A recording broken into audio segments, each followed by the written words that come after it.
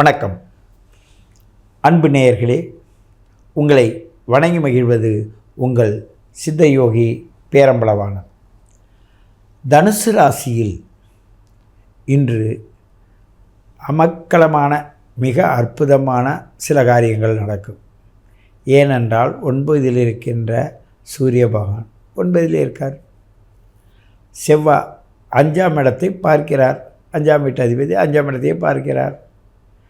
குரு பகவான் நேரடியாகவே அந்த லக்னத்தையும் பார்க்கிறார். அந்த ராசி தனுசுவை பார்க்குறார். அப்போ இவங்கெல்லாம் அவங்கவுங்க வீட்டை பார்க்கறதுனால உங்களுக்கு பணத்தட்டுப்பாடு வரும். பாதகத்தில் இருந்து பார்க்குறாரு. செலவு அதிகமாக வரும். மதிப்பு மரியாதை எல்லாமே கிடைக்கும். அதை சிலர் துஷ்பிரயோகம் செய்வாங்க. அவங்களுக்கு கிடைக்கக்கூடிய மதிப்பு மரியாதையை இவங்க மூலமாக கிடைக்கிதுன்னு தன்னை கொண்டாந்து இணைச்சி அவங்க பேரையும் கெடுத்துவாங்க, இவங்க பேரையும் கெடுத்துருவாங்க. இது பார்க்குறவங்களுக்கு சற்று கஷ்டமாக இருக்கும். ஏன்? சுகஸ்தானத்துக்குரிய குரு பகவான் நேரடியாக அந்த தனுசை பார்க்குறார். விரையாதிபதியோட செவ்வாயானது 4ஆம் பார்வையை அந்த தனுசை பார்க்குறார். அப்போ என்ன செய்வான்? விரயம் பண்ணுவான்ல. அதே 5 கூடையும் தான். அவன் பூர்வ புண்ணியத்தையும் விரயம் பண்ணுவான். இவனுடைய அந்த விரயஸ்தானத்துக்குடைய கவனத்தையும் அங்கே வைப்பான். அந்த குரு 4க்கும் 1 கூடைய குருவின் பார்வையாக இவங்களுக்கு இருக்கும். இது கிரகச்சாரத்தோடைய வேலை. ஆனால் வாழ்க்கையிலுடைய ஒரு நுட்பமான விஷயத்தை பொறுத்தவரையும் பார்த்திங்கன்னா, இந்த மேக்னெட்டிக் பவர் சிஸ்டம் உங்களுடைய தனுசு ராசிக்காரர்களுக்கு மிக அருமையாக வேலை செய்யும். சில இடங்களில் சில நாடுகளில் ஏற்படுகின்ற சில கஷ்டங்கள் உங்களை பாதிக்கும். உலகளவில் நடக்கப்போகுது, பிரச்சனைகள் வரப்போகுது. ஆனாலும் அதுக்காக நீங்கள் உங்களுடைய மனதை உங்களுக்கு தக்கவாறு வைத்து கொள்ளாமல் மற்றதுக்காக சார்ந்து செயல்பட வேண்டியிருக்கும். சில பேர் பிறருக்கு உதவி செய்வீங்க. சிலர் பிறருக்கு உதவி கேட்கக்கூடியவராக இருப்பீங்க. சில பேர் கேட்டு வாங்கி பிறருக்கு செய்வீங்க. கண்டிப்பாக இந்த நேரத்தில் உங்களுடைய வாழ்க்கை என்பது மிக சிறப்பாக உயர்ந்து போவதற்கான விஷயத்தை நன்கு உணர்ந்து வாழக்கூடிய தன்மையை நீங்கள் பெறுவீங்க. தனுசு ராசி நேயர்கள் ஒவ்வொரு முறையும் எங்கிட்ட ஆலோசனை பண்ணும்போது அவர்களுடைய date of birth, time of birth, place of birth கொடுத்த பிறகு நான் அதை கணித்து அதன் மூலமாக அவங்களுக்குடைய நுட்பமான அட்சரங்களை சொல்கிறேன். அந்த அட்சரங்களை எப்படி உபயோகப்படுத்துவது என்று அவங்களுக்கு சொல்லிடுறேன். வானமண்டலத்தில் அந்த அட்சரத்தை எப்படி ரிலே பண்ண வைக்கிறது என்றதுனால அந்த நுட்பத்தையும் சொல்லி கொடுக்குறேன். இதை கேட்டவர்கள், இதை கண்டவர்கள் பலரும் தன்னுடைய எண்ணத்திற்கு ஏற்ப என்கிட்ட கேட்குறாங்க. அதையும் நான் உணர்ந்த நிலையில் சொல்லும்போதும் செயல்படும்போது நடைமுறையில் அவர்கள் நிலையிலிருந்து அவர்கள் மாறுபடுகிறார்கள். நல்ல ஸ்பீடாக போய் அந்த இடத்த வெற்றி அடையணும் போது நார்மலான ஸ்பீடாக போய் நியரஸ்ட்டு போகும்போது ஸ்பீடாக பிக்கப் பண்ணுறது. அதுதான் அங்கே உள்ள இது.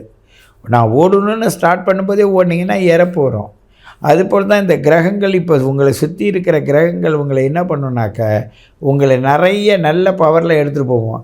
ஆனால் அந்த எந்த இடத்துல உங்களை உயர கொண்டு போகணும், எப்படி உங்களை ஸ்லோ பண்ணணுன்ற ஒரு யூகத்தை அந்த கிரகங்கள் உங்கள் பிறந்த ஜாதக கிரகத்திற்கும் நிகழ்கால கிரகத்திற்கும் ஏற்றவாறு நாங்கள் அந்த இடத்துல அட்ஜஸ்ட் பண்ணி உங்களுக்கு சொல்கிறோம்.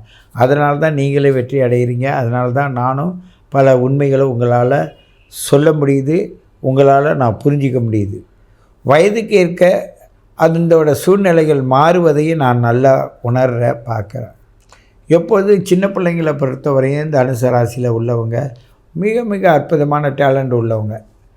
அந்த டேலண்ட்டு உள்ளவங்களுக்கு சில பேருக்கு பாருங்கள் முதுகில் மச்சம் இருக்கும், சில பேருக்கு கமுக்கட்டில் மச்சம் இருக்கும், சில பேருக்கு கை எழுதுகிற விரலில் கூட மச்சம் இருக்கும் சில பேருக்கு. அப்படி ஒரு சில இடங்களில் இருக்கிற மச்சத்தின் மூலமாக கூட இந்த தனுசு ராசினியர்கள் என்கிட்ட போன ஜென்மத்தில் வாங்கி வச்ச வரம் அது. இந்த பிரபஞ்சத்திற்கு அது 9ஆம் இடமாக இருப்பதனால் தனுசு ராசியில் பிறப்பதே பெரிய ஒரு பாக்கியவான்கள் தான் சொல்லணும்.